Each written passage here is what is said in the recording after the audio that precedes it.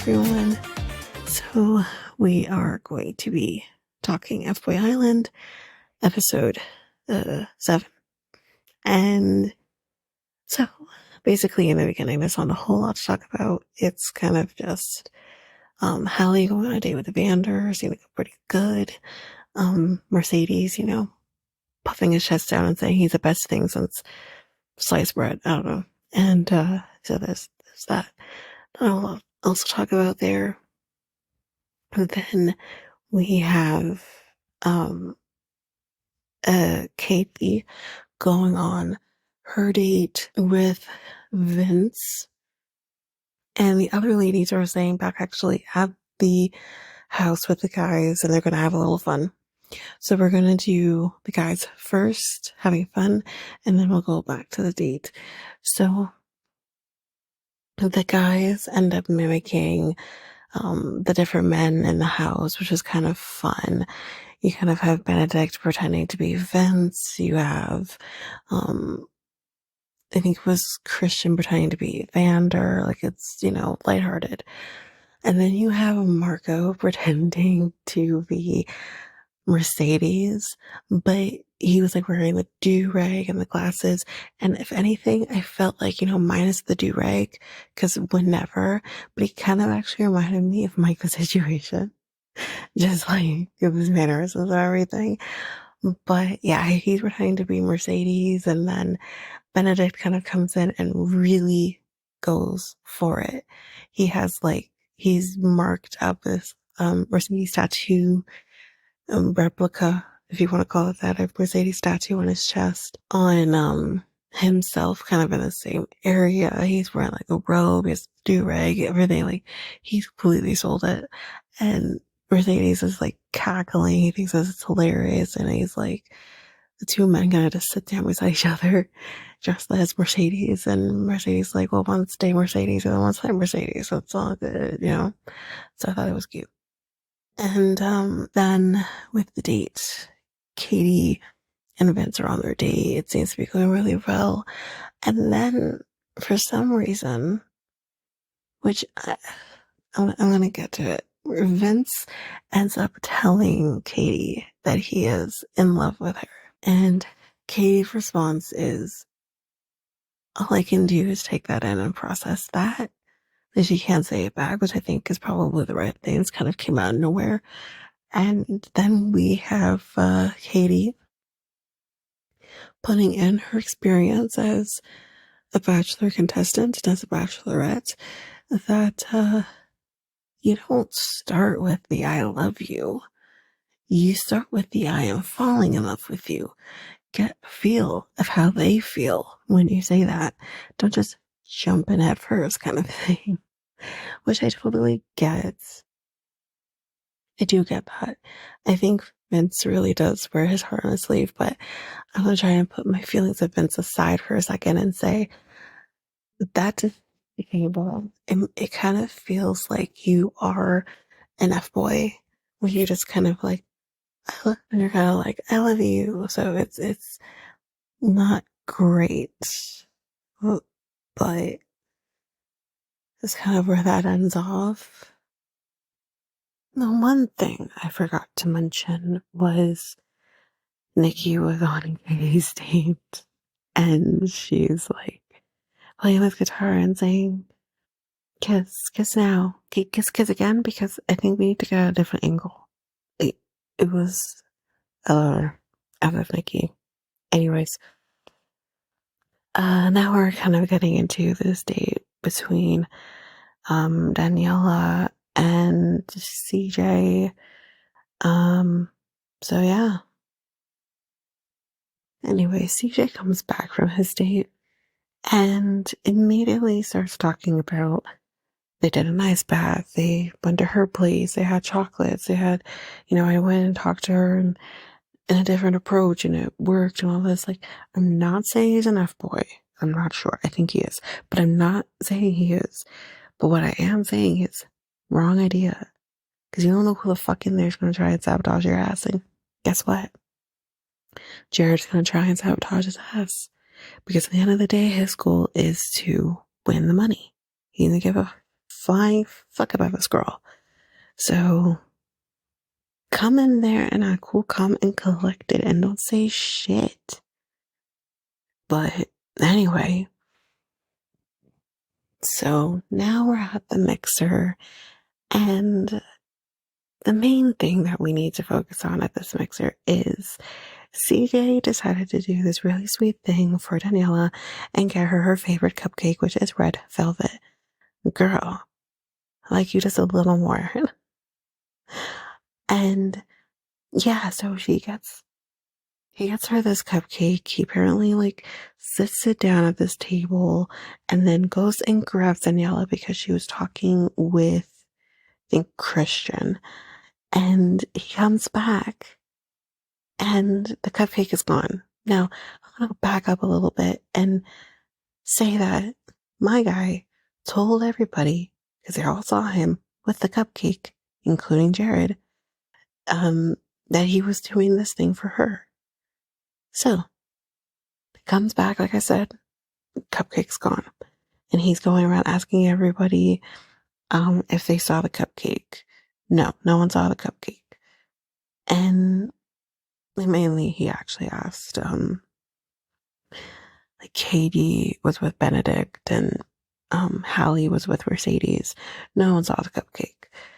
And then all of a sudden, as he's kind of figuring this out and telling her, I did this and now the cupcake's gone or whatever, Jared comes in and he says, I can see he's off his game. I'm going to take my moment here and get, and take some time with Daniela. Okay, so here's what I'm going to say. Remember earlier when I said that this guy was going to sabotage CJ? Clearly Jared took the cupcake. And then they try to say later on, like Mercedes says, listen, if the two people who benefited from this didn't take the cupcake, then who did? And they show like raccoons. And now that's a possibility. But I don't think it was the raccoons in this case. I think it was Jared. And I will hopefully one day we'll figure out if it was him. We'll see. So then we're at elimination. And Nikki says, listen, ladies, whatever you have planned for tonight isn't going to happen. We're going to fuck shit up. Which probably means we're about to find out who's an F-boy and who's a nice guy. We always get to that point. And I think we're here. I'm so ready. Now we're at the commercial break and we will find out who that is when we come back from that. So, as predicted, we are finding out who is an F-boy and who's a nice guy.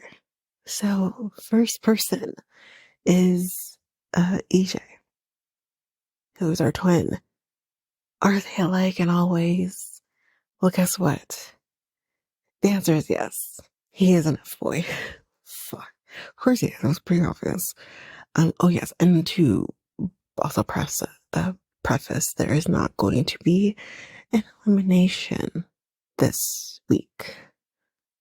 So then Marco is next, and he's like, sorry, I never wanted to hurt you, but I'm a nice guy. Fuck. I'm actually surprised, but I'm so not. So, but anyways, yeah. He is a nice guy. Cool.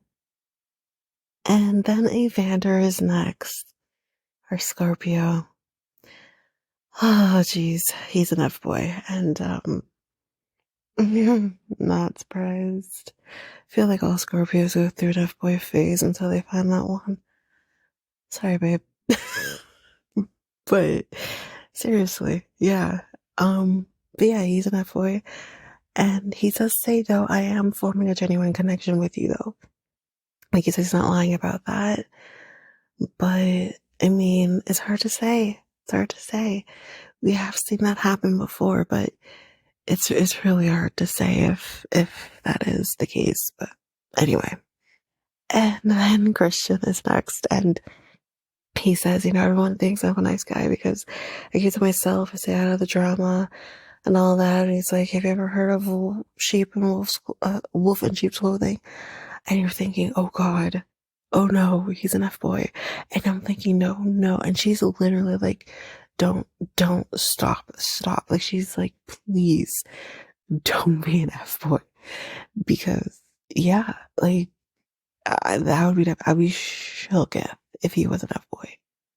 But he's not. He said, I'm a sheep in sheep's clothing. I'm a nice guy. Oh my God, these men. And then CJ, which I said, you're an F-boy. You definitely are. And he is definitely an F-boy. Oh man, bullshit, man. Anyways, yes, he is an F-boy. No surprise there. So basically, let's put this into perspective. Daniela has 3 men, okay? And we've been told by Nikki that most of the men here are F-boys. We have 3 men of hers. 2 are F-boys, because we already know Jared's an F-boy. We've known that from pretty much episode 2.